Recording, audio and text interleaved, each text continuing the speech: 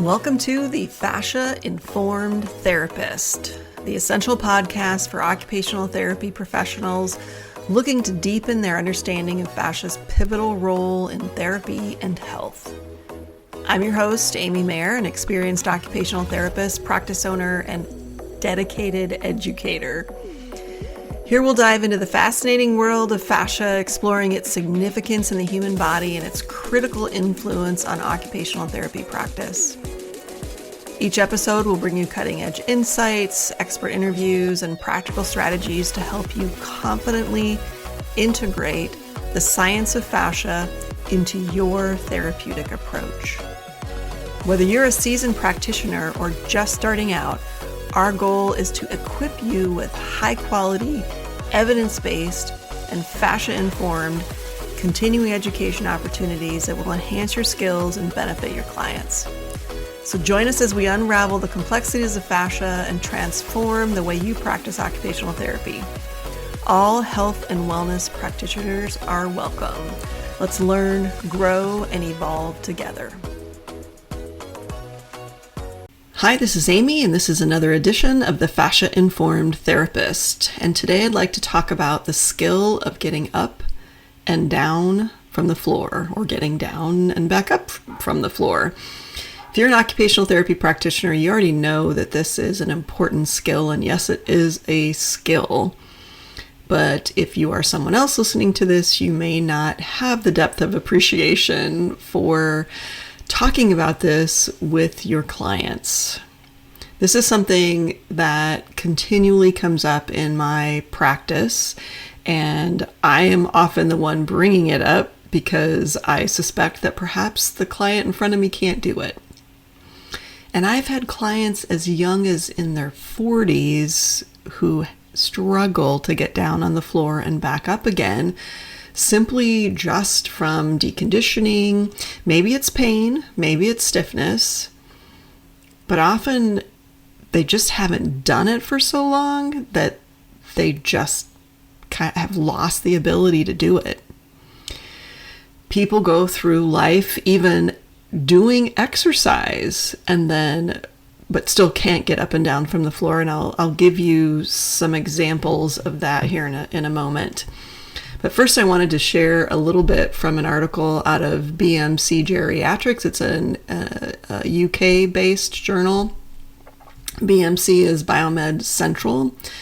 But this is titled Knowledge, Skills, and Attitudes of Older People and Staff About Getting Up from the Floor Following a Fall, a qualitative investigation. And this is a 2020 article. And they basically interviewed different people that I think they have OTs. Let me scroll down here to who participated.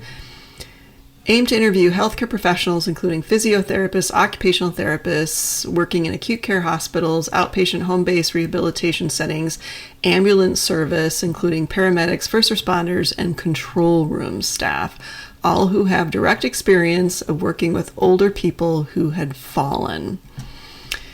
And one of the things they say in their introduction is falls are the largest driver of ambulance service demand. The largest driver of ambulance service demand. This is so interesting. And also, just a side note, I've been living in an apartment complex now that it's not a 55 plus or an older adults apartment complex, but it kind of is. I would say most of the people that live here are retired, which is kind of why I chose it, because it's so quiet.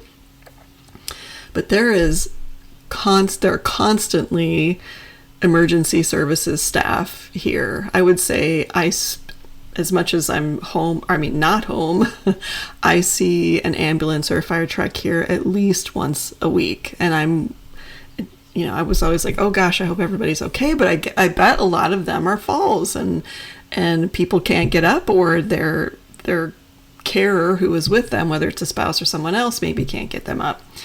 So anyway, it just kind of blew me away when this article This is, again, a scientific article. Falls are the largest driver of ambulance service demand. It's estimated that approximately half of people who fall without injury are able to get themselves off the floor. So the other half clearly cannot. Of the falls-related calls to emergency services, 11 to 56, that's pretty wide range, do not result in conveyance to the hospital. Most people are unable to get themselves up after a fall, remain on the floor for more. When they can't get themselves up, they remain on the floor for more than an hour, increasing the risk of complications such as pressure sores, pneumonia, and even death. That's pretty profound. So if you fall on the floor and you can't get yourself up, then you increase your risk of complications and even death. That's that's very, very profound. And I hear a lot of stories of people who tell me this person fell that they knew, might be a parent, might be an aunt or an uncle or a neighbor. They fell and they were on the floor for hours and hours and hours. And that's very scary. And I don't want that to happen to any of my clients, of course. So that is one of the reasons I bring it up, especially with my older clients. But even those 40s, 50s, I'm talking about it because it is important. I'm often giving clients homework that asks them to get down on the floor. And it's pretty amazing how resistive people are to, you want me to get down on the floor to do that? Isn't there a way I can do that standing?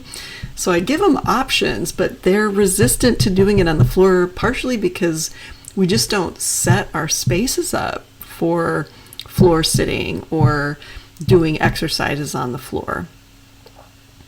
Unless you're somebody who does yoga, then you're probably much more likely to do that. But in my experience, the average person is not doing exercises where they have to get down on the floor and back up again. So when I give them an exercise and I say, I want you to do this on the floor, I want you to think about the process of getting down onto the floor and back up again as part of that exercise. Because it is a skill that you need, especially as you age.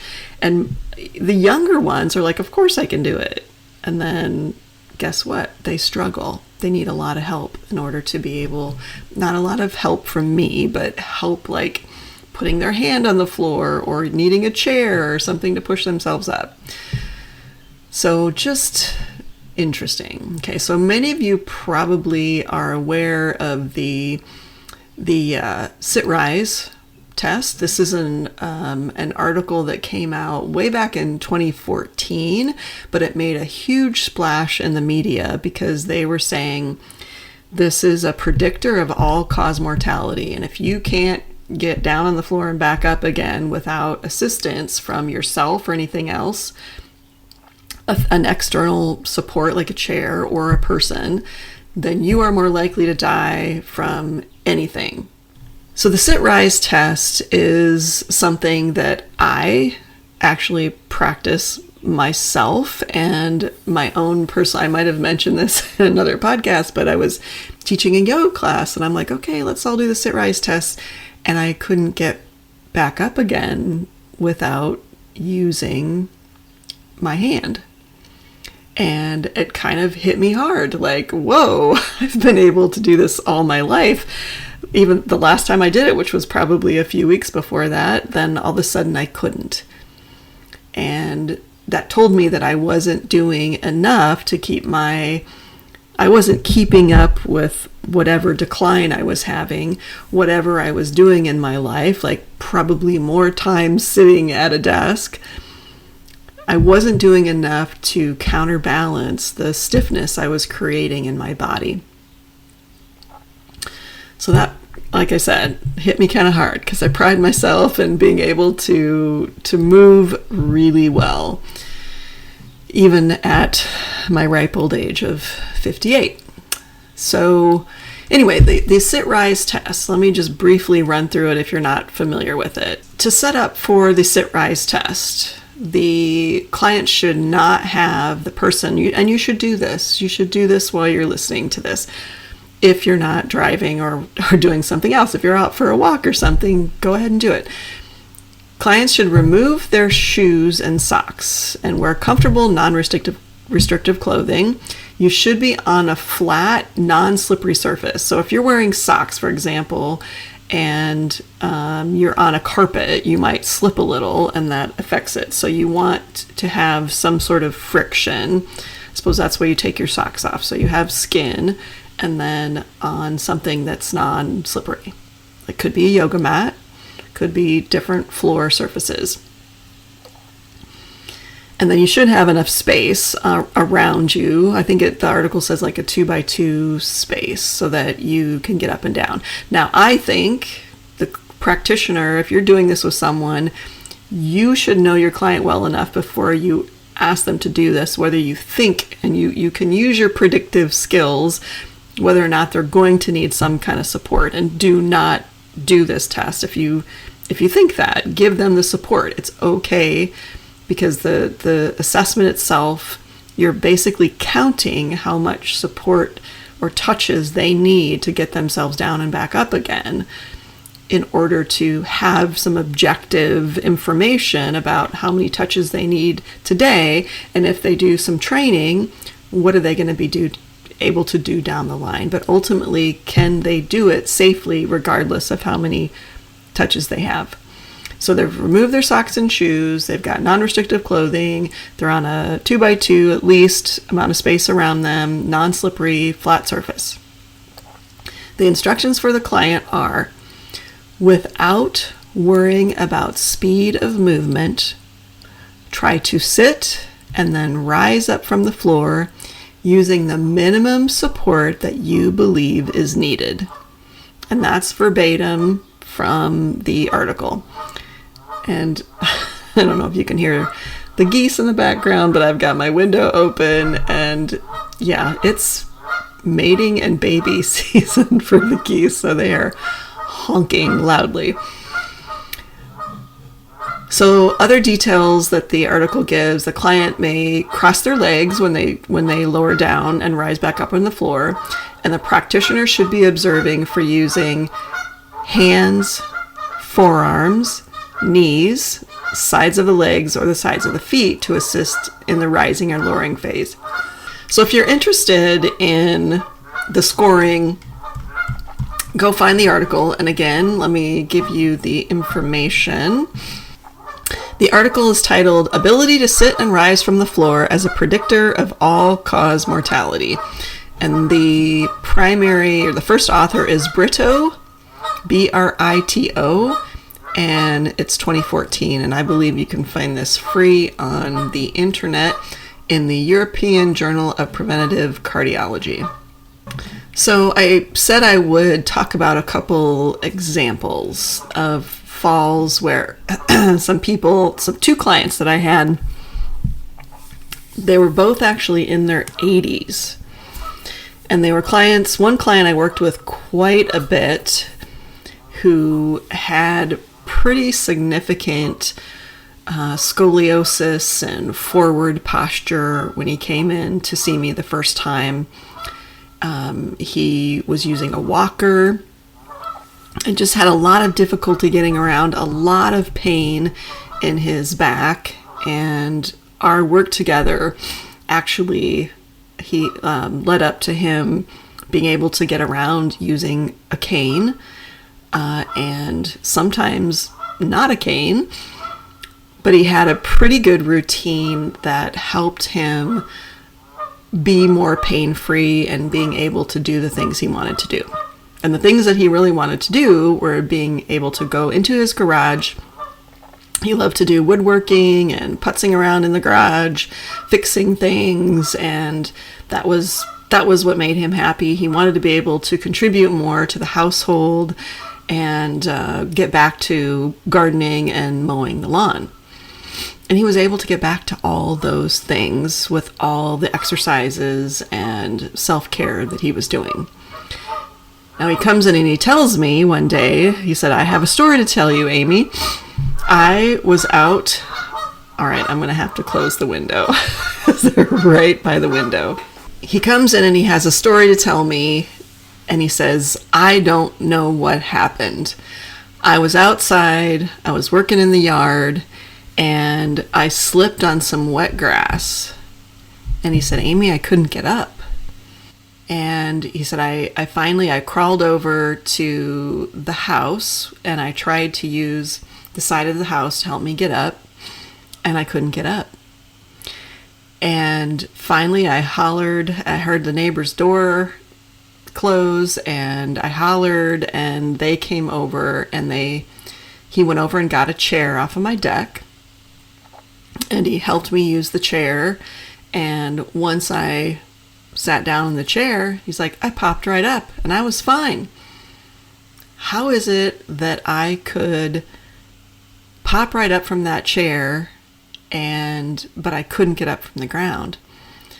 And I'm like, okay, this is pretty simple answer, is you don't have the strength within that lower range of motion. Because he was great with doing his exercises, getting in and out of the chair, doing squats, but he didn't go lower than that. So we amended his exercise routine, and we started doing what I call kitchen sink squats. So you hang on to the edge of the counter by the kitchen sink so you can get a light grip. And then you just start squatting as low as you can go. And you can use your arms to assist yourself back up if you get into a low enough range of motion that you don't have the strength to get out of it. And then you just continually work towards using your arms less and less through that low range of motion. And we did it in both a squat position and we did it in a split squat position so that he could get up in multiple different ways. And you can do that at a kitchen sink, or you can, if you open a door and you hang on to the handles on either side of the door, you can use a door to assist yourself up and down as well. So that worked great for him, and it made total sense to him once I explained it to him. Then the other client I had was a woman who was in the same age range, in her mid-80s, and was very, very active. And she had a similar instance where she slipped on something in her home, didn't get injured, but couldn't get up. And her issue wasn't necessarily as much of the lower body strength. It was she couldn't tuck her toes under to push up from her she couldn't use her feet, and she couldn't have enough range of motion in the ankle and the feet to be able to tuck her toes under to help herself push up with the back leg in a split squat position. And it floored her that she couldn't do this, because she prided herself on being a very active person doing all different kinds of exercise. And so working that skill into her exercise plan helped her a lot, helped her have more confidence that when she needed to, she could get up and down. So this is a common thing that I bring up with people of all ages, like I said, and I think if you are a therapist working with people, regardless of what kind of you're a massage therapist, even if you're working in counseling or anything, if you can ask somebody, you can prevent a lot of problems. People, there's a CDC statistic, and I don't have it in front of me right now, but if you get on the CDC, that there's so many people increasing, that the population of the older adults is getting so big that our number of people who are going to have falls and who are going to die from them, the prediction is massive. So this is, I think, something we can make a big difference in if we push this out to people. So why am I talking about this on a Fascia-Informed Therapist podcast? I think the amount of stiffness that people experience, and I think that was my problem, was the stiffness I'm creating when I'm sitting here. And we have an epidemic of sitting, and people of all ages. But when you are that stiff, it's really uncomfortable and difficult to get down on the floor and back up again. So what can we do as people who are fascia-informed, practitioners who are fascia-informed? We can teach people how to stretch differently with their fascia in mind and help them understand the importance of more full range of motion in the feet, the ankles, the lower body, the whole body. And we can use fascia-informed interventions like myofascial release to help them achieve and experience more flexibility, more range of motion in their bodies. But then once they have that, then teach them how to strengthen within that full range of motion. Okay, short one today. I've got a deadline to meet here, so with the book. So first half is almost done. But anyway, also just a reminder, if you have not taken the science class, when you have the science under your belt, that missing anatomy chapter, you are going to understand so much more about why all of this is important, and I hope you'll consider learning from us and taking our science class. All right, thank you so much for listening. Take care, everybody. Thank you for tuning in to the Fascia-Informed Therapist. It's been a pleasure sharing insights and strategies to help you integrate fascia science into your practice. I'm Amy Mayer, and I hope today's episode has inspired you to explore further and take your therapeutic skills to the next level. Remember, we're committed to creating and providing top-notch, evidence-based, fascia-informed continuing education that empowers you as an occupational therapy practitioner.